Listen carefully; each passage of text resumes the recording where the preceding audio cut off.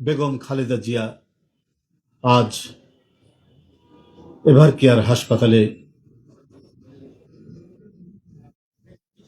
এক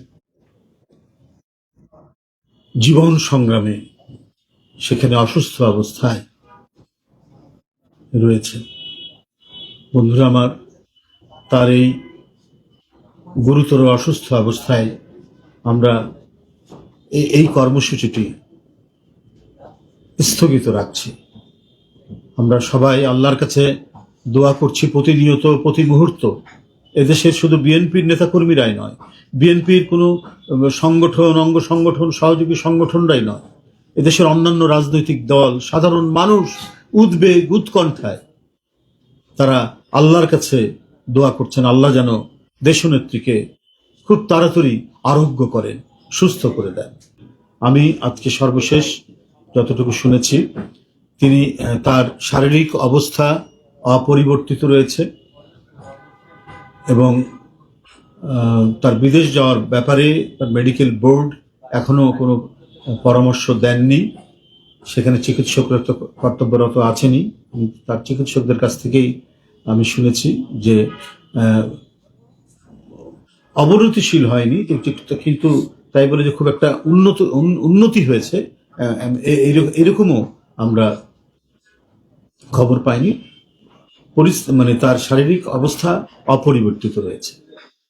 ভারপ্রাপ্ত চেয়ারম্যান জনাব তারেক রহমান আমাকে টেলিফোন করে জানিয়েছেন যে তাদের যে মানে নেত্রীর প্রতি যে শ্রদ্ধা এবং নেত্রীর প্রতি তাদের যে আবেগ, সেটাকে নিঃসন্দেহে আমরা শ্রদ্ধা করি। সেটারই ফলশ্রুতি হচ্ছে হাসপাতালের কাছে উৎসুক জনতা সেখানে ভিড় করছে। কিন্তু এই ভিড় করতে গিয়ে অন্যান্য রোগী, তাদের যারা মানুষ আছেন বা তাদের জন্য যে প্রয়োজনীয় যে ব্যবস্থাগুলি দরকার সেজন্য তাদেরকে দেখতে যারা যাবেন বা তাদের কাজে লাগবে যে বিষয়গুলো, সেটা বিঘ্ন ঘটছে। এমনকি আমাদের দেশনেত্রী বেগম খালেদা জিয়ার তারও চিকিৎসা কার্যক্রমে এক ধরনের বিঘ্ন ঘটছে। তো ওই এলাকাটা যদি মোটামুটিভাবে ভিড় কম থাকে, শান্তিপূর্ণ থাকে, তাহলে চিকিৎসকবৃন্দের, কারণ তাদেরও তো যাতায়াতের ব্যাপার আছে, হ্যাঁ, তো অনেক চিকিৎসক যাচ্ছেন আসছেন, যার যখন ডিউটি সেইভাবে কর্তব্য পালন করছেন।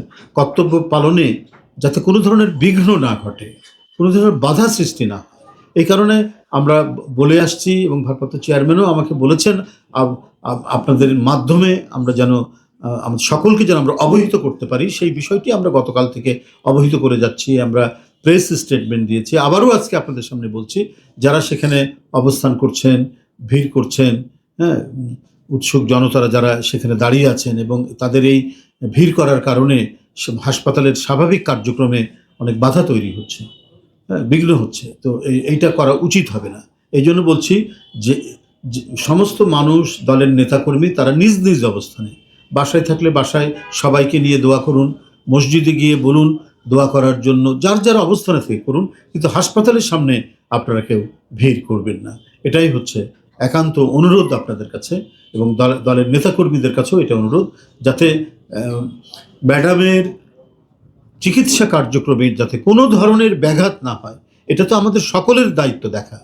সেটা নিশ্চয়ই আমাদের নেতাকর্মীরা দেখবেন এবং উৎসুক জনগণ সেখানে যাচ্ছেন, তারাও সেই বিষয়টা সহযোগিতা করবেন, যাতে সেখানে কোনো ধরনের মানে ভিড় বা যাতায়াতের কোনো ধরনের অসুবিধা না হয়।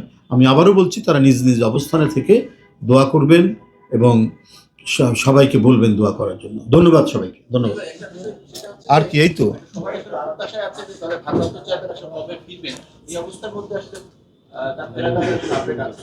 না, আমাদের কাছে কোনো আপডেট নাই। যথাসময়ে এবং যখন হবে, মানে উপযুক্ত মনে হবে ওনার আসার, সেটা তিনি করছেন। এবং মানে তার মায়ের জন্য, আমাদের চেয়ারপারসনের জন্য তিনি উদ্বেগ উৎকণ্ঠায় সময় কাটাচ্ছেন। আমি যতটুকু জানি, প্রতি মুহূর্তে দায়িত্বরত চিকিৎসকদের সাথে তিনি সবসময় কথা বলছেন এবং তাকে বিদেশ নিয়ে যাওয়ার ব্যাপারে তার শারীরিক অবস্থা কখন কিভাবে হবে এই নিয়ে আমি বলবো যে উনি ঘুমানোর সময় পাই কিনা সন্দেহ রয়েছে। এত উদ্বেগ উৎকণ্ঠার মধ্যে তাকে কাটাতে হচ্ছে। এবং সেখানে ডাক্তার যারা রয়েছেন, উনি তো ইংল্যান্ডে গিয়েছিলেন ম্যাডাম, সেখানে যারা দেখেছেন তাদের সাথে তিনি যোগাযোগ করছেন, কথা বলছেন এবং প্রতিনিয়ত প্রতি সময়ে এখানে দায়িত্বরত চিকিৎসকদের সাথে তিনি কথা বলছেন।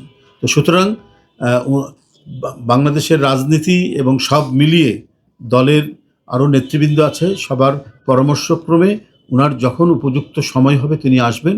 কিন্তু তার মায়ের প্রতি যে দায়িত্ব তিনি যেটা পালন করছেন, এই দায়িত্ব অপরিসীম দায়িত্ব পালন করছেন, সেটা আমরা মোটামুটিভাবে উপলব্ধি করছি, জানছি এবং আমরা বুঝতে পারছি।